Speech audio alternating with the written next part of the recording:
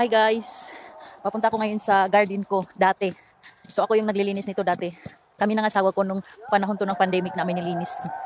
Tapos, nung nagpunta ako sa Pilipinas, nag 1 year at ako noon. Nag-stay nung kasakit yung anak ko. Almost 1 year. Tapos hindi ko na naalagaan. So nasayangan yung mother-in-law ko. Kaya siya ang nagpatuloy. Ngayon, tinaniman naman niya ng marul, lettuce, spinach, tsaka arugula. Yun ang tanim niya sa garden ngayong winter.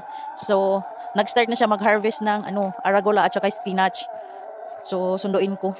Ako yung kukunin ko yung pinang-harvest niya kasi tulungan namin maglinis para hindi siya matagalan paglinis. Kasi may nag-order sa kanya sa isang market na malaki dito sa bayan namin. Ito yung sa front guys, arugula to. Ayan Ayan, arugula yan. Yung banda sa dulo, yun, spinach yung tinanim niya doon. Pero may nahalo daw niya ng mga marol, lettuce. Ayan, mga lettuce yan, may nahalo daw dyan ng mga lettuce. Dito naman yung arugula na. Ayan. May nahalo din nga, ito Ito yung tanim niya na lettuce na halo sa mga spinach. Spinach yung pala to Ayan. Ayan. Yan yung kami naglinis nito ng asawa ko nung pandemic namin to nalinis.